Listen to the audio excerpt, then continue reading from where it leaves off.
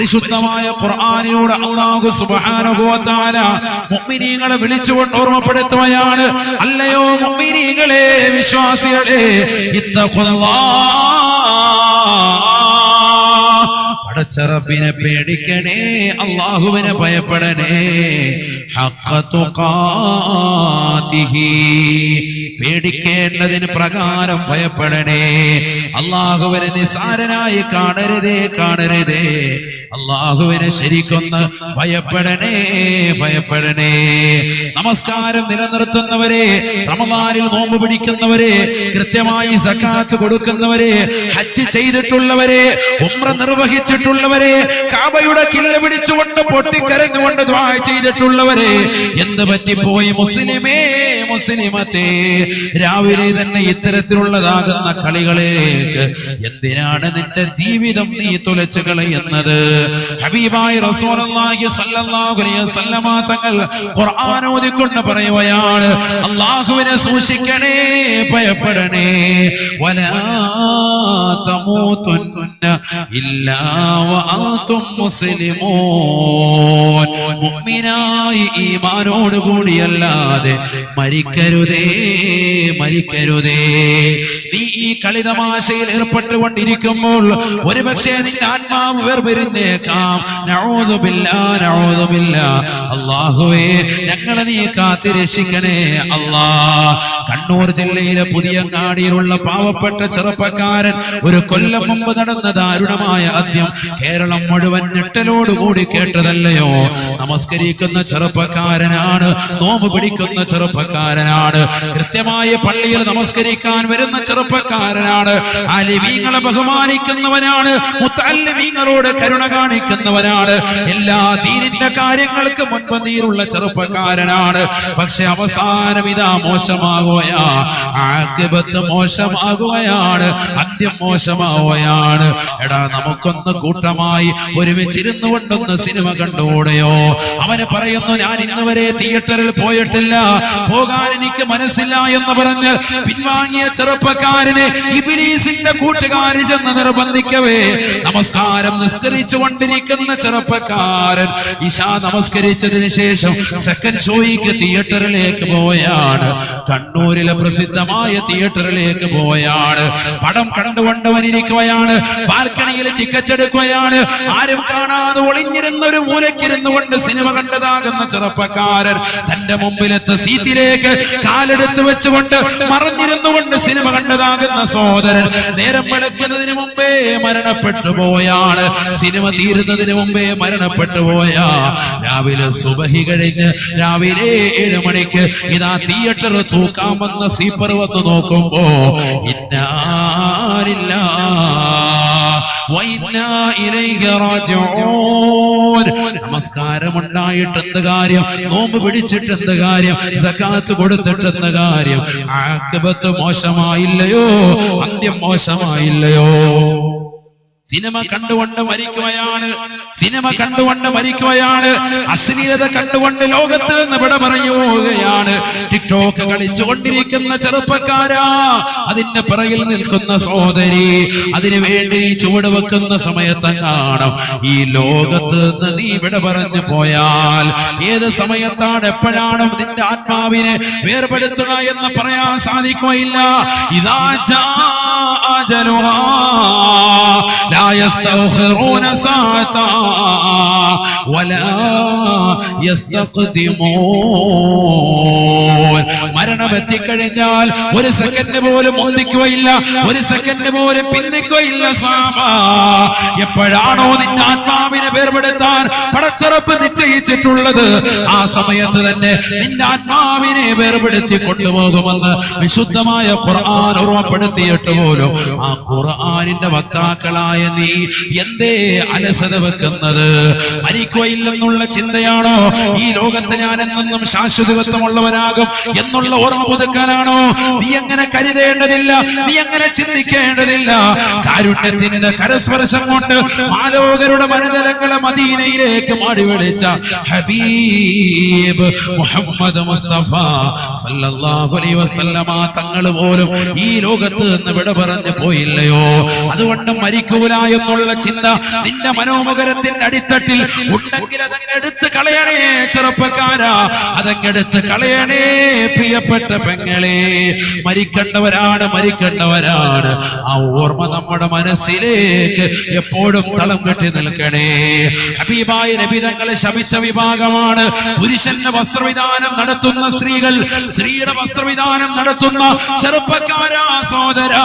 രാവിലെ mobile phone സ്വന്തമായി അവരിലേക്ക് ഫോക്കസ് ചെയ്തിട്ട് സ്ത്രീകളുടെ മുലക്കച്ച കെട്ടിയിട്ട് ഒരു മടിയില്ലാതെ ഉളുപ്പില്ലാതെ നാണമില്ലാതെ ഇത്തരത്തിലുള്ള കാമകേളികൾ ഏർപ്പെടുന്ന യുവാക്കളെ, നിനക്ക് അല്ലാഹുവിന്റെ റസൂലിന്റെ ശാപവാക്ക് ഏറ്റുവാങ്ങിയ കാര്യം നീ ഒന്ന് തിരിച്ചറിയണേ സഹോദരാ. ഹബീബായ നബി തങ്ങളുടെ തിരുസുന്നത്തുകൾ ജീവിതത്തിൽ കൊണ്ടുവരുന്നില്ലെന്ന് മാത്രമല്ല, ജീവിതത്തിൽ പ്രവാചകന്റെ ശാപവാക്കി ഏറ്റതാകുന്ന ഉമ്മത്തായി മുസ്ലിമേ മുസ്ലിമത്തെ നീ പരിണമിക്കാതിരിക്കാനാണ് കുമ്മന ഉസ്താദ് സ്നേഹത്തോടുകൂടി ഈ ഗ്രാൻഡ് ഫിനാലയുടെ മജ്‌ലിസിൽ വെച്ചുകൊണ്ട് എന്റെ പ്രിയപ്പെട്ട ഉമ്മമാരോട്, ചെറുപ്പക്കാരോട്, യുവാക്കളോട്, യുവതികളോട് ഓർമ്മപ്പെടുത്തുന്നത്.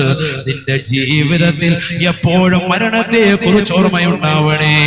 ഹബീബായ റസൂലുള്ളാഹി സ്വല്ലല്ലാഹു അലൈഹി വസല്ലമ തങ്ങൾ തന്റെ പ്രിയപ്പെട്ട അനുയായികളോട് പറയുകയാണ്, സ്വഹാബാ സ്വഹാബാ, നിങ്ങളുടെ മക്കൾക്ക് 3 കാര്യം ഹൃദയത്തിൽ അടയാളപ്പെടുത്തണേ. അതിലാദ്യമായി പ്രവാചകൻ പറഞ്ഞത് എന്നോടുള്ള മഹബ്ബത്താണ്, പ്രവാചകനോടുള്ള മഹബ്ബത്താണ്. മക്കളുടെ ഹൃദയത്തിൽ കൊടുക്കണം. നമ്മുടെ മക്കൾക്ക് കൊടുത്തിട്ടുണ്ടോ? നമ്മുടെ മാതാപിതാക്കൾ നമ്മുടെ മക്കൾക്ക് കൃത്യമായി അള്ളാഹുവിന്റെ റസൂലിനെ കുറിച്ചുള്ളതാകുന്ന പ്രവാചകൻ ആരാണ്, പ്രവാചകന്റെ ജീവിതം എന്താണ് അടയാളപ്പെടുത്തി കൊടുത്തിട്ടുണ്ടോ? വാപ്പ കൊടുത്തിട്ടുണ്ടോ? ഉമ്മ കൊടുത്തിട്ടുണ്ടോ? അതാണ് എന്റെ ചോദ്യം. മദ്രസയെ പഠിപ്പിച്ചിട്ടുണ്ട്, അത് വേറെ. വാപ്പായും ഉമ്മായും പ്രഥമമായി റസൂലുള്ളാഹിയെ പറ്റി പറഞ്ഞു കൊടുക്കണം. അതാണ് സയ്യിദി മഖ്ദൂം തങ്ങൾ പറയുന്നത്. നമ്മുടെ ജീവിതത്തിൽ അത് ഇല്ലാതെ പോവാൻ തങ്ങളെ പറ്റി മക്കൾക്ക് വകതിരിവെത്തുന്ന പ്രായത്തിൽ ആരൂടെ പറഞ്ഞു കൊടുക്കാറില്ല. അപ്പൊ പറഞ്ഞു കൊടുക്കാറില്ല. മദ്രസയിലെ മൂല്യാരും നോക്കിക്കോളൂ. അവരെങ്ങ് ഏൽപ്പിച്ചു കൊടുക്കാൻ, അവരെങ്ങ് ഏൽപ്പിച്ചു കൊടുത്തു. അവരെങ്ങാണ് ഒരു ചെറിയ അടി, വിശുദ്ധമായ ഖുർആൻ ഓതിയിട്ട് തെറ്റ് വന്നപ്പോ ഒരു അടി കൊടുത്താല് തീർന്നു. പിന്നെ വീട്ടിൽ നിന്ന് ഫേസ്ബുക്കിൽ ലൈവ് ചെയ്തോണ്ട് ഇറങ്ങിക്കോളൂ.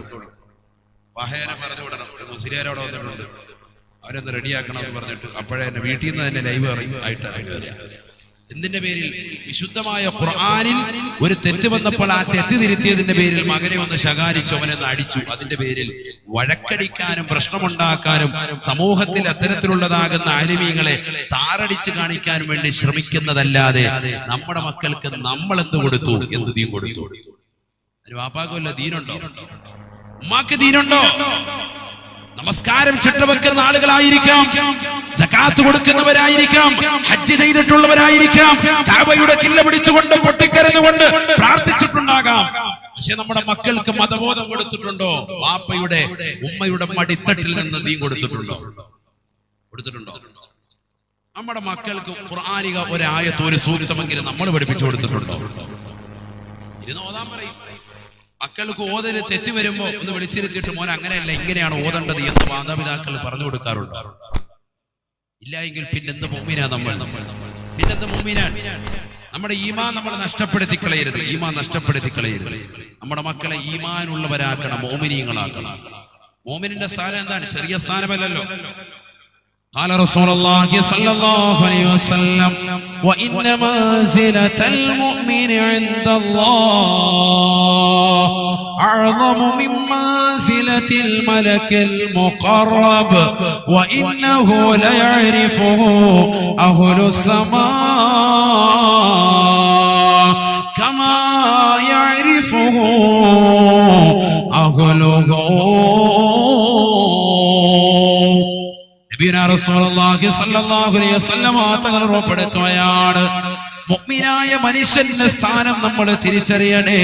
മുഅ്മിനായ മനുഷ്യനുള്ള സ്ഥാനം അല്ലാഹുവിന്റെ ദർബാറിൽ അഅ്ളമു മിൻ മൻസിലത്തിൽ മലക്കിൽ മുഖറബി, മഹാനായ ജിബ്രീൽ അലൈഹിസ്സലാമിനേക്കാൾ പവറാണ്. അല്ലാഹുവിന്റെ സമീപസ്ഥനായ മലക്കാണ് ആര്? സയ്യിദുനാ ജിബ്രീൽ. സയ്യിദുനാ ജിബ്രീൽ അലൈഹിസ്സലാം. ജിബ്രീൽ അലൈഹിസ്സലാത്തു വസ്സലാമിനേക്കാൾ പവർ അല്ലാഹുവിന്റെ അടുക്കൽ മുഅ്മിനിനുണ്ട് എന്ന് സയ്യിദുനാ റസൂലുള്ളാഹി. നീ മുഅ്മിനാകണം, നീ ടിക്ടോക്കും കളിച്ചുകൊണ്ടിരിക്കാൻ പാടില്ല, നീ ഇങ്ങനെ സിനിമ പോസ്റ്റർ നോക്കി നടക്കാൻ പാടില്ല, നീ ഇങ്ങനെ പാതിരാത്രി സമയത്ത് അല്പം കല്ല് രുചിച്ചുകൊണ്ട് ലഹരി ചുണ്ടിനടിയിൽ വെച്ചുകൊണ്ട് നടക്കുന്ന മുഅ്മിനാകാൻ പാടില്ല. അത് മുഅ്മിനല്ല.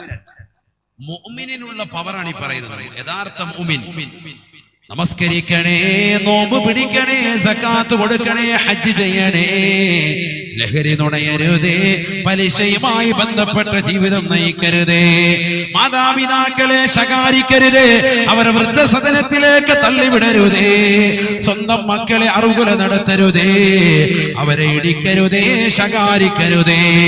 കള്ളു കുടിച്ചുകൊണ്ട് പാതിരാത്രി സമയത്ത് കടന്നു വന്ന് തന്റെ പ്രിയപ്പെട്ട ഭാര്യയുടെ മുടിക്കുത്ത് പിടിച്ച് ഭിത്തിയിലേക്ക് ആഞ്ഞടിപ്പിച്ച് അവരുടെ നെറ്റിത്തടത്തിൽ നിന്ന് നിർഗളിക്കുന്നതാകുന്ന രക്തകണങ്ങളെ കണ്ടുകൊണ്ട് ആർത്തട്ടഹസിച്ചുകൊണ്ട് ചിരിക്കുന്ന മുഅ്മിനാകരുതേ. കരഞ്ഞുകൊണ്ട് കടന്നു വരുന്ന പ്രിയപ്പെട്ട മക്കളുടെ ഇളങ്കാല് പിടിച്ച് നിലത്തടിച്ചുകൊണ്ട് കൊന്നുകളയാ മടിയില്ലാത്ത ലഹരിക്ക് അടിമപ്പെട്ടതായ ഉപ്പയായ ഭർത്താവായി നീ മാറരുതേ, മാറരുതേ. പൊന്നുമോനെ ഇത് ചെയ്യരുതേ എന്ന് മാതാപിതാക്കൾ പേർക്ക് വിലക്കേർപ്പെടുത്തുമ്പോ ആ മാതാപിതാക്കൾ എനിക്ക് ശല്യമാണെന്ന് പറഞ്ഞുകൊണ്ട് വൃദ്ധസദനത്തിലേക്ക് തള്ളിവിടുന്നതായ മോശപ്പെട്ട മുഅ്മിനാവരുതേ. അതല്ല മുഅ്മിൻ. അതിൽ നിന്നൊക്കെ വ്യത്യസ്തനാകണം മുഅ്മിൻ. അല്ലാഹു തൗഫീഖ് തരട്ടെ. യഥാർത്ഥ മുഅ്മിൻ, യഥാർത്ഥ മുഅ്മിൻ എന്ന് പറഞ്ഞാൽ അവനുള്ള പവർ എന്താ? ജിബ്രീൽ അലൈഹിസ്സലാത്തു വസ്സലാമിനേക്കാൾ പവർ അവനുണ്ട് സയ്യിദുനാ റസൂലുള്ളാഹി. ജിബ്രീൽ അലൈഹിസ്സലാത്തു വസ്സലാം ആരാ? ഞങ്ങൾക്കറിയാം, ഞങ്ങൾ മഖൂസ് മൗലിദ് ഓതലുണ്ട്. ആ ജിബ്രീൽ അലൈഹിസ്സലാത്തു വസ്സലാം അതിനെ മനസ്സിലാക്കണം. ആരാണ് ജിബ്രീൽ? ജിബ്രീൽ അലൈഹിസ്സലാത്തു വസ്സലാം ആരാണ്? യൂസുഫ് നബി അലൈഹിസ്സലാത്തു വസ്സലാം പറയുകയാണ്, അല്ലാഹു സുബ്ഹാനഹു വ തആലയുടെ പരീക്ഷണം എനിക്ക് ചെറുപ്പത്തിലേ നേരിടേണ്ടി വന്നതാണ്. എന്റെ ഉപ്പയാകുന്ന യാക്കൂബ് നബിയുടെ ചാരത്ത് നിന്ന് എന്നെ എന്റെ ജ്യേഷ്ഠ സഹോദരങ്ങൾ കൊണ്ടുപോയാണ്. എന്നെ വിളിച്ചുകൊണ്ട് പോകുന്നത്, ഉപ്പയോട് പറയുന്നത് കച്ചവടത്തിന് വേണ്ടി ഇവനെ കൂടി കൂട്ടുകയാണ്. ഉപ്പ പോകുമ്പോഴേ പറഞ്ഞു, ചെന്നായ പിടിക്കുമേ, പിടിക്കുമേ, സൂക്ഷിക്കണേ, സൂക്ഷിക്കണേ. പരിശുദ്ധമായ ഖുർആനിൽ ഒരു സൂക്തത്തിന്റെ പേര് സൂറത്ത് യൂസുഫ്. പഠിക്കണേ മുഅ്മിനീങ്ങളെ, പഠിക്കണേ. ഒരു പ്രവാചകന്റെ പേരിൽ അല്ലാഹു ഒരു സൂക്തം തന്നെ അവതരിപ്പിച്ചിരിക്കുകയാണ്. യൂസുഫ് നബിയുടെ ഖിസ്സ അല്ലാഹു വളരെ മനോഹരമായ രീതിയിൽ അതിലൂടെ ഓർമ്മപ്പെടുത്തുകയാണ്. മുഅ്മിനേ, മുഅ്മിനത്തെ, നിന്റെ ജീവിതത്തിൽ പഠിക്കൽ അനിവാര്യമായ സൂക്തമാണ്. ചില സൂക്തങ്ങളുടെ ഒക്കെ അർത്ഥം നമ്മൾ അറിഞ്ഞിരിക്കണം. എല്ലാ സൂറത്തും അറിയണം. ചില സൂക്തങ്ങൾ നിർബന്ധമായി. അതിൽപ്പെട്ട നമ്മളൊന്ന് സൂറത്ത് യൂസുഫ്, മറ്റൊന്ന് സൂറത്ത് മറിയം. ഇതൊക്കെ ജീവിതത്തിൽ കുറെ മാറ്റം ഉണ്ടാവും. കുടുംബജീവിതം, ആ കുടുംബജീവിതത്തിൽ തന്റെ സ്വന്തം സഹോദരങ്ങൾ നമ്മളെ താറടിക്കുന്നതിന്റെ, അല്ലെങ്കിൽ അവരുടെ അസൂയയുടെ, അവരുടെ പകയുടെ, അവരുടെ വിദ്വേഷത്തിന്റെ, അവരുടെ മനസ്സിന്റെ അകത്തലങ്ങൾ വെക്കുന്നതാകുന്ന മാനസികമല്ലാത്ത പൊരുത്തക്കേടുകളുടെ ഭാഗങ്ങളൊക്കെ നമുക്ക് മനസ്സിലാക്കാൻ പറ്റും സൂറത്ത് യൂസുഫ് നല്ലതുപോലെ പഠിച്ചാൽ. കുടുംബജീവിതവുമായി കഴിയുന്നവനത് പഠിക്കണം. അല്ലാഹു തൗഫീഖ് തരട്ടെ, അല്ലാഹു തൗഫീഖ് തരട്ടെ. യൂസുഫ് നബി അലൈഹിസ്സലാത്തു വസ്സലാം അദ്ദേഹത്തെ സ്വന്തം ജ്യേഷ്ഠ സഹോദരങ്ങൾ കൊന്നുകളയാൻ വേണ്ടി തീരുമാനിച്ചു. അസൂയയാണ് അതിന്റെ കാരണം, നമുക്കറിയാം. അദ്ദേഹത്തിന്റെ സൗന്ദര്യം, ആ സൗന്ദര്യബോധത്തോടുള്ളതാകുന്ന വലിയ താല്പര്യം, ഉപ്പയ്ക്ക് പ്രത്യേകമായ സ്നേഹം, വാത്സല്യം യൂസുഫ് നബിയോട്, അത് സഹോദരങ്ങളിൽ അനിഷ്ടമുളവാക്കി അവർ കൊന്നുകളയാൻ തീരുമാനിച്ചു. കച്ചവടത്തിന് വേണ്ടി കൂടെ കൂട്ടി കൊണ്ടുപോവുകയാണ്. അന്ന് യൂസുഫ് നബിക്ക് വയസ്സ് 10 എന്നും 17 രണ്ട് അഭിപ്രായങ്ങൾ ഉലമാക്കളിലുണ്ട്. 10 വയസ്സ് എന്ന് ഇമാം ഫഖറുദ്ദീൻ റാസി റഹിമഹുല്ലാ തഫ്സീറുൽ കബീറിൽ രേഖപ്പെടുത്തുന്നുണ്ട്. കാരണം അന്ന് യൂസുഫ് നബിയെ സഹോദരങ്ങൾ കൊണ്ടുപോയത് തോളിൽ വെച്ചിട്ടാണ്. തോളിൽ ഒരു കുട്ടിയെ കൊണ്ടുപോകണമെങ്കിൽ വയസ്സൊരിക്കലും 17 ആകൂല. 17 വയസ്സുള്ള ഒരു കാക്കായ ആരും തോളിലെടുക്കാറില്ല. 10 വയസ്സാണ് കുട്ടിക്ക്. അപ്പൊ 10 വയസ്സുള്ള കുട്ടിയെ യൂസുഫ് നബി എന്ന് പറയുന്ന പൊന്നുമോനെ തോളിലെടുത്തുകൊണ്ട് സഹോദരങ്ങൾ കൊണ്ടുപോകുമ്പോ മൂത്ത സഹോദരൻ യഹൂദ, യാക്കൂബ് നബിയുടെ മൂത്ത മകന്റെ പേരാണ് യഹൂദ. ആ യഹൂദയുടെ പിൻഗാമികളാണ് യഹൂദികൾ എന്ന് ചരിത്രത്തിൽ കാണാം. യഹൂദ പറഞ്ഞു, നമുക്ക് ഇവനെ കൊല്ലണ്ട, ഏതെങ്കിലും പൊട്ടക്കിണറ്റിൽ കൊണ്ടുപോയി തള്ളിയിടാം. അങ്ങനെ തീരുമാനിച്ചു. അങ്ങനെയാണ് ഒരു ഒഴിഞ്ഞ പൊട്ടക്കിണറ്റിന്റെ വക്കിൽ കൊണ്ടുവന്ന് വെക്കുന്നത്. യൂസഫ് നബി അലൈഹി സ്വലാമിനെ അതിലേക്ക് തള്ളിയിടാൻ പോവാം. ഞാൻ എന്തിനാ ഈ ചരിത്രം പറയുന്നത്? ജിബ്രീൽ അലൈഹി സ്വലാത്തു വസ്സലാം ആരാണെന്നുള്ളത് പറഞ്ഞു തരാം. എങ്കിലല്ലേ ആ ജിബ്രീലിനേക്കാൾ പവർ ആർക്കുണ്ട്? മോമിനുണ്ട് എന്നുള്ളത് മനസ്സിലാക്കിയതുകൊണ്ട് കാര്യമുണ്ട്.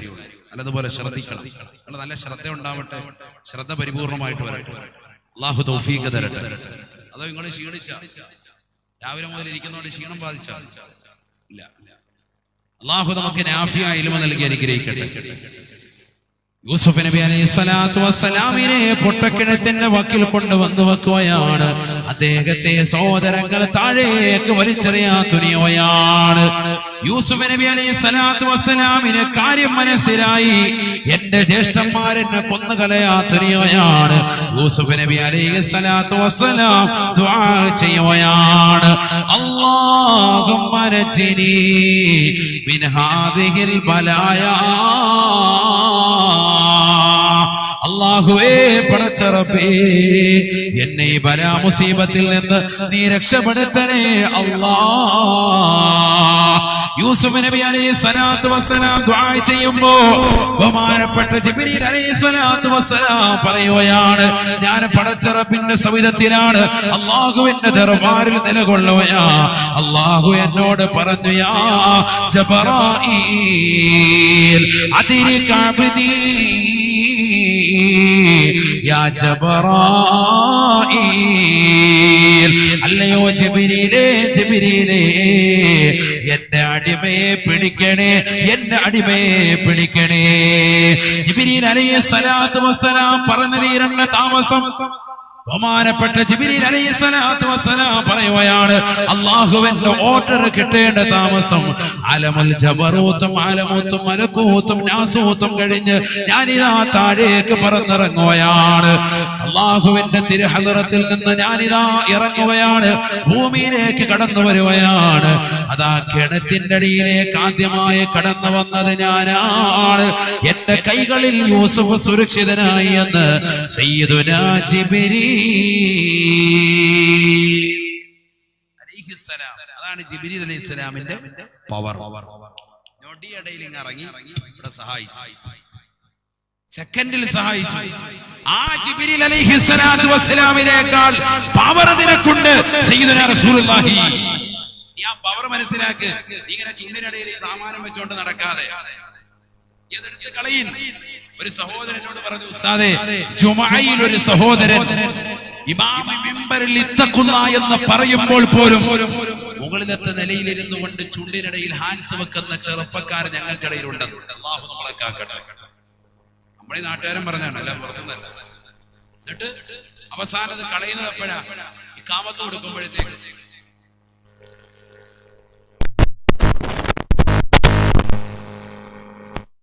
ഇമാം ഇവിടെ താഴെ നിന്നിട്ട് ഇത്തഖുല്ലാ, പടച്ചവനെ പേടിച്ചോളെ എന്നൊക്കെ പറയുമ്പോൾ കാണാതെ റാഹത്തായിട്ട് നിൽക്കുക. ഇങ്ങനത്തെയൊക്കെ കൗമുണ്ടെന്ന് പറയുമ്പോൾ സുബ്ഹാനല്ലാഹ്, അല്ലാഹു നമ്മളെ കാക്കട്ടെ. മുഅ്മിനെന്ന് മാത്രമല്ല, മുനാഫിക്കിന്റെ ഏറ്റവും വലിയ ലക്ഷണം നിന്നിലുണ്ട്. ഏറ്റവും വലിയ ലക്ഷണം. അല്ലാഹു നമ്മളെ കാക്കട്ടെ. വുദൂഒക്കെ എടുത്ത് പള്ളിക്കകത്ത് കയറിയിരിക്കുകയാണ്. എന്നിട്ട് ഈ സാധനം തിരികെ ചുണ്ടിനടിയിൽ വെക്കുക. നല്ല റാഹത്തായിട്ട് ഇരിക്കുക. ഇങ്ങനത്തെ കൗമുണ്ടെങ്കിൽ എന്താണ് സമൂഹം? ഇവിടെ മഴ പെയ്യുകയില്ല, അഥവാ മഴ പെയ്താൽ അത് പ്രളയമായി തീരും. അല്ലാഹു നമ്മളെ കാത്തുരക്ഷിക്കട്ടെ.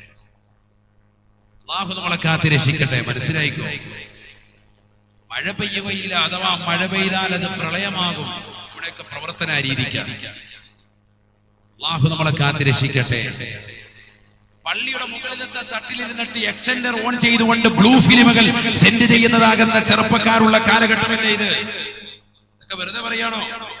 രണ്ടാമത്തെ നിലയിൽ കൊണ്ട് എക്സെൻഡർ എല്ലാവർക്കും ഓൺ ചെയ്യാൻ പറയാം. എല്ലാവരും ഓൺ ചെയ്തോ, അല്ലാഹു ഒറ്റ അയക്കലോ.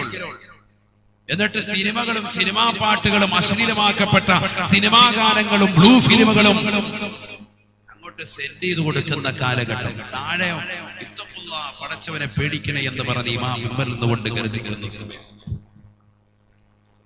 നമ്മുടെ മക്കൾക്ക് പ്രവാചകനെ കുറിച്ചുള്ള സ്നേഹം കൊടുത്തില്ലെന്ന് മാത്രമല്ല, ആ പ്രവാചകൻ ഈ ലോകത്ത് ലഹരി ഉപയോഗിക്കുന്നവൻ ഏത് രീതിയിൽ നശിച്ചു പോകുമെന്നുള്ള കാര്യം പറഞ്ഞതുപോലും അവൻ അറിഞ്ഞു കൊടുത്തിട്ടില്ല. ചില കുട്ടികൾ ഇതൊക്കെ പഠിച്ചിട്ടുണ്ടാവും, മദ്രസയിൽ പോയിട്ടുണ്ടാകും, പക്ഷെ ഇതിനൊന്നും അങ്ങോട്ട് ഗൗരവം ഉൾക്കൊള്ളുന്നില്ല, മനസ്സിലാക്കുന്നില്ല. അതൊക്കെ ഒരു കളിതമാശയായിട്ടാണ് എടുത്തിരിക്കുന്നത്. ഈമാൻ ഊരപ്പെട്ടു പോകുമെന്നാണ്. ഈമാൻ സെക്കൻഡിൽ ഊരപ്പെട്ടു പോകും. അങ്ങനെയാണ്, ഹദീസാണ് ഇതൊക്കെ, വെറുതെ പറയല്ല, ഓതി പറയാൻ സമയമില്ലാത്തത് കൊണ്ടാണ്. ഖാല റസൂലുള്ളാഹി സ്വല്ലല്ലാഹു അലൈഹി വസല്ലം മൻ ശരിബൽ ഖംറാ യൻസിഉ മിൻഹുൽ ഈമാൻ കമാ യൻസിഉ ഖമീസഹു മിൻ റഅസിഹി ഔ കമാ ഖാല റസൂലുള്ളാഹി. ഹബീബായ റസൂലുള്ളാഹി സ്വല്ലല്ലാഹു അലൈഹി വസല്ലം തങ്ങൾ താൻ ഇട്ടിരിക്കുന്ന നീളക്കുപ്പായം കന്തൂറ ഊരിക്കൊണ്ട് അല്ലാഹുവിന്റെ റസൂലെ കാണിച്ചു കൊടുക്കുകയാണ്. തലവരി ഊരിക്കൊണ്ട് കാണിച്ചു കൊടുത്തുകൊണ്ട് നബി തങ്ങൾ പറയുകയാണ്, സ്വഹാബത്തെ സ്വഹാബത്തെ, ആരെങ്കിലും എന്റെ സമുദായത്തിൽ നിന്ന് കള്ളു കുടിച്ചിട്ടുണ്ട് എങ്കിൽ യൻസിഉ മിൻഹുൽ ഈമാൻ കമാ യൻസിഉ ഖമീസഹു മിൻ റഅസിഹി, തലയിൽ നിന്ന് കന്തൂറ ഊരുന്നത് പോലെ അവരിൽ നിന്ന് ഈമാൻ ഊരപ്പെട്ടു പോകുമേ എന്ന് ഹബീബായ റസൂലുള്ളാഹി. ഈമാൻ ഒരു സെക്കൻഡിൽ പോകും. അല്ലാഹു നമ്മളെ കാത്തിരക്ഷിക്കട്ടെ. ഈമാൻ പോയാ പിന്നെ ആരായി? കാഫിറായി. ഇരുന്നില്ല, ഹദീസിൽ കാണാം നബിയുനാ റസൂലുള്ളാഹി സ്വല്ലല്ലാഹു അലൈഹി വസല്ലം തങ്ങൾ ഓർമ്മപ്പെടുത്തുകയാണ്, മൻ മാത മുദ്മിനം ബിൽ ഖംർ യമൂതു കഅബിദില്ലാത വൽ ഉസ്സാ. ആരെങ്കിലും ഈ ദുനിയാവിൽ കള്ളു കുടിച്ചിട്ടുണ്ടെങ്കിൽ അവൻ മരണപ്പെടുന്നത് ലാത്തയും ഉസ്സയും ആരാധിച്ചിരുന്ന ബിംബാരാധകരാകുന്ന മക്കാ മുശ്രിക്കുകളെ ചത്തടങ്ങിയതുപോലെ കാഫിറായി ഈമാനില്ലാതെ ചത്തുപോകുമേ എന്ന് ഹബീബായ റസൂലുള്ളാഹി. പൂർണാദേവി ലോകം കണ്ട ഏറ്റവും വലിയ സംഗീതജ്ഞ, വലിയ പാട്ടുകാരിയാണ്, വലിയ കലാകാരിയാണ്. വിശുദ്ധമായ ഖുർആൻ വളരെ മധുരമായി ഓതുന്ന ഈ വേദിയിൽ, വളരെ സുന്ദരമായ രീതിയിൽ ഓതുന്ന ഈ വേദിയിൽ, നല്ല മനോഹരമായ രീതിയിൽ പാട്ടുപാടിയിരുന്ന ഹിന്ദുസ്ഥാനി സംഗീതം പഠിച്ചിരുന്ന ഒരു പെണ്ണിനെ കുറിച്ച് നമ്മൾ പഠിക്കണം. പത്മഭൂഷൺ രാഷ്ട്രപതിയുടെ കയ്യിൽ നിന്ന് കരഗതമാക്കിയതാകുന്ന പെണ്ണായിരുന്നു അന്നപൂർണാദേവി. അവളൊരു മുസ്ലിമത്തായിരുന്നു. അവിടെയാണ് നമ്മൾ മനസ്സിലാക്കേണ്ടത്. അലാവുദ്ദീൻ ഖാൻ എന്ന് പറയുന്ന തന്റെ പിതാവിന്റെ അടുക്കൽ നിന്ന് സംഗീതം പഠിച്ചവളാണ് അവൾ. 12 വയസ്സാണ് അവൾക്കുള്ളത്. സംഗീതം പഠിക്കാൻ തുടങ്ങി. അന്ന് അവളുടെ കൂടെ വന്ന് ചേർന്നത് സ്വന്തം ഉപ്പയാകുന്ന അലാവുദ്ദീൻ ഖാന്റെ ചാരത്തേക്ക് വന്ന് പഠിക്കാൻ വന്നത് രവിശങ്കർ എന്ന് പേരുള്ളതാകുന്ന അന്യമതത്തിൽപ്പെട്ടതാകുന്ന ഒരു സഹോദരൻ ഒപ്പം ചേർന്നിരുന്നുകൊണ്ട് ഹിന്ദുസ്ഥാനി സംഗീതം പഠിച്ചു. ഹിന്ദുസ്ഥാനി സംഗീതം അന്നും ഇന്നും വലിയ വിലയാണ്. പാട്ട് പഠിക്കുക, കുട്ടികളിലുള്ള നൈസർഗികമാകുന്ന കഴിവുകൾ നമ്മൾ പുറത്തു കൊണ്ടുവരണം. അതിനൊന്നും പരിശുദ്ധ ഇസ്ലാം എതിരല്ല. അതിനാണല്ലോ മാപ്പിളപ്പാട്ട് നമ്മുടെ മക്കളെ പഠിപ്പിക്കുന്നത്. പ്രവാചകനെ കുറിച്ചുള്ള മദ്ഹ് കീർത്തനങ്ങൾ നമ്മുടെ മക്കളെ പഠിപ്പിക്കുന്നത്. പരിശുദ്ധമായ ബുർദ നമ്മുടെ മക്കളെ പഠിപ്പിക്കുന്നത്. 10 പേര് കൂടുന്നിടത്ത് നമ്മുടെ മക്കളെ ഫാത്തിഹ സൂറത്ത് ഓദിക്കുന്നത്. അങ്ങനെ വേണം. ഉസ്താദ് വരുന്നു നമ്മുടെ വീട്ടിൽ ഭക്ഷണം കഴിക്കാൻ. ഉസ്താദിന്റെ മുന്നിൽ വെച്ചുകൊണ്ട് നമ്മുടെ കൊച്ചു മക്കളെ വിളിച്ചു നിർത്തിയിട്ട്, ഉസ്താദെ എന്റെ കുഞ്ഞുമോളാണ്, കൊണ്ട് ദ്വാരക്കണം, ഇവള് നല്ലതുപോലെ ഫാത്തിഹ ഓതും, വളരെ സന്തോഷത്തോടുകൂടി അവളെ കൊണ്ട് ഓദിക്കും. ആ പ്രചോദനം കടന്നു വന്ന് 10 പേരുടെ മുന്നിൽ വിശുദ്ധമായ ഖുർആൻ ഓതാൻ പക്വതയുള്ളവളായി അവൾ മാറും.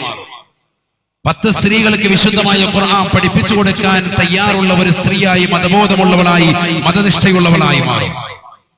10 പേരെ മദ്രസ വിദ്യാഭ്യാസം കൊടുക്കാൻ അനിവാര്യമാകുന്ന ഉതകുന്ന രീതിയിലുള്ള വിജ്ഞാനം കരഗതമാക്കപ്പെട്ട ഒരു ചെറുപ്പക്കാരനായി അവൻ പിന്നീട് മാറും. ചെറുപ്പത്തിൽ കൊടുക്കുന്ന ഒരു പ്രചോദനം, ഒരു താങ്ങ്, ഒരു തണല്. അന്നപൂർണാദേവിയെ അദ്ദേഹത്തോട് ഒപ്പം ചേർന്ന് നിന്നുകൊണ്ട് അലാവുദ്ദീൻ ഖാനിന്റെ വീടിന്റെ അകത്തളത്തിൽ വിദ്യാഭ്യാസം നുകരാൻ വേണ്ടി, സംഗീതം പഠിക്കാൻ വേണ്ടി രവിശങ്കർ എന്ന് പറയുന്നതാകുന്ന ഒരു സഹോദരൻ കൂടി കടന്നു വന്നു. അന്ന് അന്നപൂർണാദേവിക്ക് പേരതല്ല, റോഷിന ഖാൻ എന്നാണ്. മുസ്ലിമത്താണ് അവൾ, മതബോധമുള്ളവളാണ്. പക്ഷേ പഠിച്ച് അവൾ എവിടെ എത്തി? സംഗീതം പഠിച്ചു, വലിയ ഉയർന്നു. പത്മഭൂഷൺ അവൾ കരഗതമാക്കി. രവിശങ്കറിന്റെ മനസ്സിന്റെ അകത്തളങ്ങളിൽ മുട്ടിട്ട ഒരു പ്രണയം, സ്വന്തം സഹപാഠിയോട് തോന്നിയ പ്രണയം. സഹപാഠിയാണല്ലോ, സ്വന്തം ഉപ്പയാകുന്ന റോഷനാഖാന്റെ ഉപ്പയാകുന്ന അലാവുദ്ദീൻ ഖാനിന്റെ ചാരത്ത് ഒരുമിച്ചിരുന്നു കൊണ്ട് പഠിക്കാൻ രവിശങ്കറും റോഷനാഖാനും ഗുരുവിന്റെ മകളോടൊരു പ്രണയം മുട്ടിട്ടു. അത് ഗുരുവിനോട് അറിയിച്ചു, അവളോടും അറിയിച്ചു. രണ്ടുപേർക്കും സന്തോഷമാണ്. കാരണം ഗുരുവിന്റെ അകത്തളങ്ങളിൽ പ്രവാചകനോടുള്ളതാകുന്ന സ്നേഹം കൊട്ടിട്ട് കൊടുത്തിട്ടില്ല. തന്റെ പ്രിയപ്പെട്ട മക്കൾക്കും പ്രവാചകനെ കുറിച്ച് അറിയിച്ചു കൊടുത്തിട്ടില്ല. ദീനി ബോധം കൊടുത്തിട്ടില്ല. മതബോധവും മതനിഷ്ഠയും ഇല്ലാതെ പോയി. അതുകൊണ്ട് തന്നെ അവർ രണ്ടുപേരും പരസ്പരം സ്നേഹിച്ചു, പ്രേമിച്ചു, ഒരുമിച്ച് കല്യാണം കഴിക്കാൻ തീരുമാനിച്ചു. വിവാഹം നടന്നു. വിവാഹം നടക്കുമ്പോൾ ഒറ്റ കണ്ടീഷൻ മാത്രം രവിശങ്കരന്, എന്റെ മതത്തിലേക്ക് നീ കടന്നു വരണം. അവൾ അതിന് തയ്യാറായി. മുസ്ലിമത്തായ പെണ്ണ് തന്റേതാകുന്ന മതത്തിൽ നിന്ന് അവൾ മതം മാറി ഹൈന്ദവ മതം സ്വീകരിച്ചു. ലോകം പിന്നീട് അങ്ങോട്ട് കാലം മാറുകയാണ്. അവളുടേതാകുന്ന പത്മഭൂഷൺ എന്ന് പറയുന്ന പദവിക്ക് പിന്നീട് വിലയില്ലാതായി. അന്നപൂർണാദേവി ലോകം അറിയപ്പെടാത്ത വ്യക്തികളിലേക്ക് മാറുകയാണ്. 50 വർഷം പരിപൂർണമായി മരിക്കുന്നതിന് മുമ്പ് 92-ലാണ് അവൾ മരിക്കുന്നത്. 92-ാമത്തെ വയസ്സ്. മരണപ്പെടുന്നതിന് മുമ്പുള്ള 50 കൊല്ലം സൗത്ത് മുംബൈയിലെ ബ്രീച്ച് കാൻഡിയിലെ വീടിന്റെ അകത്തളങ്ങളിൽ അവൾ ഒറ്റപ്പെട്ടു. നിങ്ങൾ ഈ കഴിഞ്ഞ ഒക്ടോബർ 14 മനോരമ അടക്കമുള്ളതാകുന്ന പത്രം ഒന്ന് പരിശോധിക്കണം. ഫ്രണ്ട് പേജിൽ അവരുടെ ഫോട്ടോ അടക്കം ഈ വാർത്ത കൊടുത്തിട്ടുണ്ടായിരുന്നു. സൗത്ത് മുംബൈയിലെ ബ്രീച്ച് കാൻഡിയുടെ വീടിൽ മനോഹരമായ കൊട്ടാരമാണ്. അതിനുള്ളിൽ ഒറ്റയ്ക്ക് അവൾ വസിക്കാൻ.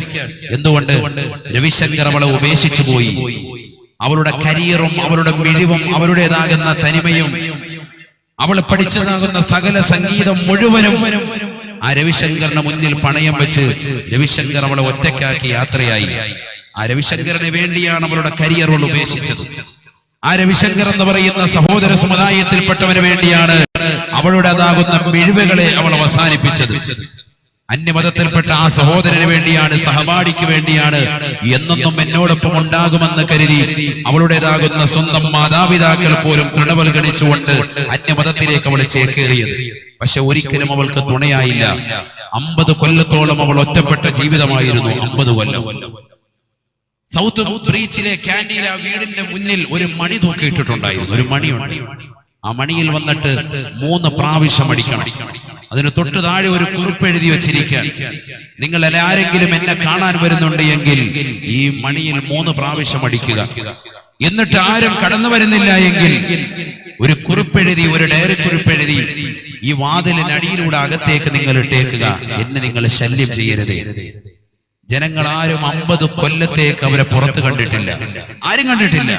ലോകം അവരുടെ വിഷയങ്ങൾ കവർ ചെയ്തിട്ടില്ല. ഒരു മീഡിയയും അറിഞ്ഞിട്ടില്ല. അവരുടെ കരിയറും അവരുടെ ജീവിതം മുഴുവനും അവസാനിപ്പിച്ചു. എന്തിന്റെ പേരിൽ? മതബോധമില്ലാതെ മകളെ വളർത്തിയപ്പോ ആ മകൾക്ക് പരിശുദ്ധമായ ദീനിൽ നിന്ന് പുറത്താകേണ്ടി വന്നു. രവിശങ്കറിനോടൊപ്പം നിലകൊള്ളേണ്ടി വന്നു. അവരുടെ കരിയറും അവരുടെ മിഴിവും അവരുടേതാകുന്ന സർവ്വതും അവന് വേണ്ടി സമർപ്പിച്ചിട്ട് പോലും ലോകം അറിയപ്പെടാത്ത നിലയ്ക്ക് അവൾ അന്തരിച്ചു എന്നുള്ളതാണ്. അതുകൊണ്ടാണല്ലോ നമ്മളാരും അറിയാതെ പോയത്. പത്രത്താളുകളിൽ വരുമ്പോഴാണ് അവരുടെ ചരിത്രങ്ങൾ പലരും മനസ്സിലാക്കുന്നത്. പത്മഭൂഷൺ വാങ്ങിയിട്ടുള്ള ഒരു സഹോദരി, വളരെ വലിയ സംഗീതജ്ഞ, ഹിന്ദുസ്ഥാനി സംഗീതത്തിൽ വളരെ കരവിരുതുള്ളതാകുന്ന ഒരു പെണ്ണ്. മനസ്സിലാക്കണം, നമ്മളിവിടെ സ്കൂളിലേക്ക്, കലാലയങ്ങളിലേക്ക് പോകുമ്പോൾ മൊട്ടിട്ട് വരുന്നതാകുന്ന പ്രണയങ്ങൾ, കൂടെ പഠിപ്പിക്കുന്നതാകുന്ന സഹപാഠികളെ എങ്ങനെയെങ്കിലും പ്രണയിച്ച് ഏതെങ്കിലും കാട്ടിൽ കൊണ്ടുപോയി അവളെ ബലാത്കാരമായി പീഡിപ്പിച്ച് അവളുടേതാകുന്ന സർവ്വതും നുകർന്നെടുക്കാമെന്നുള്ളതാകുന്ന കരുതുന്ന ചെറുപ്പക്കാരുള്ള ഈ കാലഘട്ടം, പരിശുദ്ധ പ്രവാചകനോടുള്ള സ്നേഹം നമ്മുടെ മക്കളുടെ ഹൃദയത്തിൽ കൊടുക്കണം. ഹബീബ് റസൂലുള്ളാഹി ഒന്നാമതായി മക്കൾ കൊടുക്കേണ്ടത് അതാണ്. ഹബീബായ റസൂലുള്ളാഹി സ്വല്ലല്ലാഹു അലൈഹി വസല്ലം തങ്ങൾ പറയുകയാണ്, വഹബ്ബി നബീക്കും, നിങ്ങളുടെ മക്കളോടുള്ള സ്നേഹം, നിങ്ങളുടെ പ്രവാചകനോടുള്ള സ്നേഹം മക്കൾക്ക് നൽകുന്നതിനോടൊപ്പം വഹബ്ബി അഹ്ലി ബൈതിഹി, നബിയുടെ കുടുംബത്തോട് നിങ്ങൾ സ്നേഹം മക്കൾക്ക് നൽകണേ, നബിയുടെ അഹ്ലു ബൈത്തിനെ സ്നേഹിക്കണേ എന്ന് ഹബീബായ റസൂലുള്ളാഹി. അതൊക്കെ അൽഹംദുലില്ലാഹ് മലബാറിന്റെ മക്കൾ അത് ചെയ്യുന്നുണ്ട്. നമ്മളെ ആലിമീങ്ങളെയും സയ്യിദന്മാരെയും നമ്മൾ സ്നേഹിക്കുന്നുണ്ട്. അതുകൊണ്ട് തന്നെയാണ് നമ്മുടെ ഈ ജീവിതത്തിലെ വിജയം മുഴുവൻ. ജീവിതത്തിലെ വിജയം മുഴുവൻ അത് തന്നെയാണ്. എല്ലാ സന്തോഷവും അത് തന്നെയാണ്. നമ്മുടെ ഈ നാട്ടിൽ വലിയ വിദ്യാഭ്യാസ വിപ്ലവമൊന്നും ഉണ്ടായിട്ടില്ല എന്ന് പറഞ്ഞാൽ ഉണ്ടായിക്കൊണ്ടിരിക്കുന്നതേ ഉള്ളൂ. പഴയ കാലഘട്ടത്തെ വെച്ച് നോക്കിയിട്ട് ഇപ്പോഴാണ് മാറ്റം വന്നത്. നമ്മുടെ ഉപ്പാക്കും നമ്മുടെ ഉമ്മാക്കും അല്ലാഹു സുബ്ഹാനഹു വ തആല നൽകിയിരിക്കുന്ന സമ്പത്തും നമുക്കിപ്പോൾ നൽകിയിരിക്കുന്ന ഈ പേരും പ്രശസ്തിയും ഈ സൗഭാഗ്യങ്ങളും ഈ സാമ്പത്തിക സ്രോതസ്സും ഒക്കെ ഉണ്ടാകാൻ കാരണം നമ്മളുടെ ആരുടെയും വിദ്യാഭ്യാസം കൊണ്ടല്ല. അങ്ങനെയല്ല മലബാർ ദേശത്ത് അള്ളാഹു നൽകിയിരിക്കുന്നത്. മറിച്ച് എന്തുകൊണ്ട്? അള്ളാഹുവിന്റെ അമ്പിയാക്കളെ, ഔലിയാക്കളെ, പരിശുദ്ധ ദീനിന്റെ അഹ്ലുകാരെ, സയ്യിദന്മാരെ വിശുദ്ധമായ ഖുർആനിനോടുള്ളതാകുന്ന താല്പര്യത്തെ നമ്മുടെ ഹൃദയത്തിൽ നെഞ്ചിലേറ്റിയതുകൊണ്ടാണ്. അതുകൊണ്ട് മാത്രമാണ് നമുക്ക് ഈ നൽകിയിരിക്കുന്ന സൗഭാഗ്യങ്ങളൊക്കെ തന്നെ. അള്ളാഹു തൗഫീഖ് നൽകുമാറാവട്ടെ. അതിൽ പ്രമുഖനാണ് നമ്മുടെ കുറ്റിക്കോൽ ഇബ്രാഹിം സാഹിബ്, മരണപ്പെട്ടു പോയി. അദ്ദേഹത്തെ കുറിച്ച് അദ്ദേഹത്തിന്റെ ഡ്രൈവറായിരുന്ന ഒരു സഹോദരൻ, ഇന്ന് എന്റെ കൂടെ ഡ്രൈവറായിട്ട് വന്ന നിസാം എന്ന സഹോദരൻ എന്നോട് ഓർമ്മപ്പെടുത്തി. അദ്ദേഹം വൈകുന്നേര സമയമാകുമ്പോൾ ഇങ്ങനെ കുറ്റിക്കോല് ഭാഗത്ത് അങ്ങോട്ട് റോഡിലേക്കൊക്കെ ഇറങ്ങിയിട്ട് അവിടെ കച്ചവടം ചെയ്യുന്നതാകുന്ന കച്ചവടക്കാരിൽ സാധാരണക്കാരാകുന്ന കച്ചവടക്കാരുടെ അടുക്കൽ പോയി സാധനം വാങ്ങും. ചെറിയ കടക്കാരുടെ അടുക്കൽ. എന്തിനു വേണ്ടി? അദ്ദേഹത്തെ എല്ലാ ദിവസവും പ്രതീക്ഷ വെച്ചുകൊണ്ട് പ്രത്യാശ വെച്ചുകൊണ്ടിരിക്കുന്നതാകുന്ന ആളുകൾ ആ നാട്ടിലുണ്ട്. പാവപ്പെട്ട കച്ചവടക്കാരുണ്ട്. അദ്ദേഹം ഒരു ദിവസം അവിടെ നിന്ന് ആ വാങ്ങിക്കൊണ്ടിരിക്കുന്ന സാധനം വാങ്ങാതിരുന്നാൽ അവർക്ക് അതുകൊണ്ടൊരു ബുദ്ധിമുട്ടാകുമോ എന്ന് കരുതി ആവശ്യമുണ്ടായിട്ടല്ല, ആ കടയിൽ ചെന്ന് അദ്ദേഹം ആ സാധനം പർച്ചേസ് ചെയ്യും. അവരുടെ ഒരു കുടുംബത്തിനൊരു കൈസഹായം. ഈ രീതിയിൽ പാവങ്ങളുടെ കണ്ണീരൊപ്പി നിരാലംബർക്ക് അവലംബമായി നിരാശ്രയർക്ക് ആശ്രയത്വം വെച്ചുകൊണ്ട് ജീവിച്ചിരുന്ന മഹോന്നതായ വ്യക്തിത്വങ്ങൾ നമ്മുടെ ഇടയിലുണ്ട്. അള്ളാഹു അവരുടെയൊക്കെ ദറജ ഉയർത്തുമാറാവട്ടെ. അവരുടെ ഖബർ അള്ളാഹു സന്തോഷത്തിലാക്കുമാറാവട്ടെ. അപ്പൊ കുടുംബത്തോട്, നബിതങ്ങളുടെ കുടുംബത്തോട്, സയ്യിദന്മാരോടുള്ള സ്നേഹം നമ്മൾക്ക് ഹൃദയത്തിൽ പണ്ട് മുതലേ ഉള്ളതാണ്. ആലിമീങ്ങളെ നമ്മൾ സ്നേഹിക്കുന്നു, ദീനിന്റെ അഹ്ലുകാരെ നമ്മൾ ബഹുമാനിക്കുന്നു. അപ്പൊ മൂന്നാമത്തെ നബി സല്ലല്ലാഹു അലൈഹി വസല്ലം മൂന്നാമതായി പറയാം വതിലാവത്തുൽ ഖുർആൻ.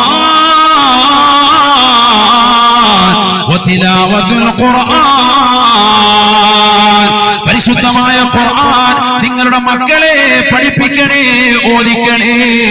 അതിനോടുള്ള സ്നേഹം നിങ്ങളുടെ മക്കൾക്ക് നൽകണേ എന്ന് ഹബീബായ റസൂലുള്ളാഹി. ഖുർആനിനോടുള്ള സ്നേഹം നമ്മുടെ മക്കൾക്ക് കൊടുക്കണം. അല്ലാഹു തൗഫീഖ് തരട്ടെ. ഹബീബായ റസൂലുള്ളാഹി സ്വല്ലല്ലാഹു അലൈഹി വസല്ലം തങ്ങൾ പറഞ്ഞില്ലയോ, തറക്തു ഫീകും അംറൈൻ ലൻ തളില്ലു മാ തമസ്സക്തും ബിഹിമാ. സ്വഹാബത്തെ രണ്ട് കാര്യങ്ങൾ ഞാൻ നിങ്ങൾക്ക് ഉപേക്ഷിച്ചിട്ട് പോവുകയാണ്. ഈ ലോകത്ത് നിന്ന് വിട പറയാൻ പോകുന്ന പ്രവാചകൻ തന്റെ പ്രിയപ്പെട്ട അനുയായികളോട് പറയുകയാണ്, രണ്ട് കാര്യങ്ങൾ ഞാൻ നിങ്ങൾക്ക് ഉപേക്ഷിക്കുകയാണ് സാബ. ഒന്ന് വിശുദ്ധമായ ഖുർആനാണ്, മറ്റൊന്ന് എന്റെ തിരുസുന്നത്താണ് എന്ന് ഹബീബുനാ റസൂലുള്ളാഹി. മുസ്ലിമേ, മുസ്ലിമത്തെ, നിന്റെ ജീവിത വിജയത്തിന്റെ നിദാനം രണ്ട് കാര്യങ്ങളാണ്. ഒന്ന് ഖുർആനാണ്, മറ്റു മുത്തുനബിയുടെ തിരുചര്യ. ഈ രണ്ട് കാര്യങ്ങളും നിന്റെ ജീവിത വിജയത്തിന്റെ നിദാനമാണ്. ഖുർആനിനെ ഒഴിയാൻ പറ്റൂല, പ്രവാചകന്റെ തിരുസുന്നത്തിനെ നമ്മൾ ഒഴിയാൻ പാടില്ല. ഇത് രണ്ടും ജീവിത വിജയത്തിന്റെ നിദാനമാണ്. ഹബീബായ റസൂലുള്ളാഹി സ്വല്ലല്ലാഹു അലൈഹി വസല്ലം തങ്ങളോട് ചോദിക്കപ്പെടുകയാണ്, അയ്യുൽ അമാലി അഹബ്ബു ഇലല്ലാഹി യാ റസൂലല്ലാഹ്. നബിയേ, നബിയേ, ലോകത്തെ ഏറ്റവും ശ്രേഷ്ഠമായ അമലേതാ? അല്ലാഹുവിന് ഇഷ്ടപ്പെട്ടതായ അമലേതാണ് നബിയേ? ഫഖാല റസൂലുള്ളാഹി സ്വല്ലല്ലാഹു അലൈഹി വസല്ലം, അല്ലാഹുവിന്റെ റസൂൽ മറുപടി നൽകുകയാ, അൽ ഹാലു വൽ മുർതഹീൽ. ഹാലും മുർതഹീലുമാണ്. അർത്ഥം സ്വഹാബത്തിന് അറിയുകയില്ല. ഖീല വമൽ ഹാലു വൽ മുർതഹീലു യാ റസൂലല്ലാഹ്. നബിയേ, നബിയേ, എന്താണ് ഹാലെന്ന് പറഞ്ഞാൽ, എന്താണ് മുർതഹീൽ എന്ന് പറഞ്ഞാൽ? അല്ലാഹുവിന്റെ റസൂൽ ഉടനെ പറയുകയാണ്, ഇദാ ഖതമ ഖതമതാ ഇസ്തഗ്നഫ ഖതമതൻ ഉഖറാ. പരിശുദ്ധമായ ഖുർആൻ തുടങ്ങി വെച്ചാൽ അത് പൂർത്തീകരിക്കലാണ്, വീണ്ടും തുടങ്ങി വെക്കലാണ്, വീണ്ടും ഓതി പൂർത്തീകരിക്കലാണ്, വീണ്ടും തുടങ്ങി വെക്കലാണ്. അങ്ങനെ ഫാത്തിഹ മുതൽ സൂറത്തുൻ നാസ് വരെ പാരായണം ചെയ്യലാ അല്ലാഹുവിന് ഏറ്റവും ഇഷ്ടപ്പെട്ട അമൽ എന്ന് ഹബീബായ റസൂലുള്ളാഹി. വിശുദ്ധമായ ഖുർആനിന്റെ മാസ്മരികമാകുന്ന ശബ്ദം ഈ സദസ്സുകൾ അലയൊലിക്കൊള്ളുമ്പോ മുസ്ലിമേ മുസ്ലിമത്തെ നീ ചെയ്യുന്ന പ്രവർത്തനം ചെറുതല്ല. ഇതിന്റെ പിന്നിൽ അണിനിരക്കുന്നവർക്ക് സ്വർഗമാണ്, സ്വർഗമാണ്. കാരണം അല്ലാഹുവിന്റെ റസൂല് തന്റെ പ്രിയപ്പെട്ട അനുയായികൾ ചോദിക്കുമ്പോ അല്ലാഹുവിന് ഏറ്റവും ഇഷ്ടപ്പെട്ട അമലേതാണ് എന്ന് നബി തങ്ങളോട് ചോദിക്കുമ്പോ ലോകത്തിന്റെ നായകൻ കൊടുത്ത മറുപടി ഖുർആൻ തുടക്കം മുതൽ അവസാനം വരെ പൂർത്തീകരിക്കലാണ്. അതുകൊണ്ട് നമ്മുടെ മക്കളെ ഹാഫിളീകളാക്കണേ, ആലിമീങ്ങളാക്കണേ. ഖുർആനുമായി നമ്മുടെ മക്കളെ വഴിതിരിച്ചു വിടണേ. സിനിമ കാണുന്ന മക്കളല്ലയോ, സീരിയൽ ദർശിക്കുന്ന മക്കളല്ലയോ, പാതിരാത്രി സമയത്ത് നിശയുടെ നിശീതതയിൽ കൂരിരുട്ടിനെ വകഞ്ഞു മാറ്റിക്കൊണ്ട് അശ്ലീലമാക്കപ്പെട്ട സിനിമാ സന്ദേശങ്ങൾ കൂട്ടുകാർക്ക് അയച്ചു കൊടുക്കുന്ന മക്കളല്ലയോ. ആ മക്കൾക്കൊരു മാറ്റം വരണ്ടയോ? ഖുർആനിലേക്ക് അടുപ്പിക്കണേ. ഏറ്റവും വലിയ അമലതാണ് എന്ന് ഹബീബായ റസൂലുള്ളാഹി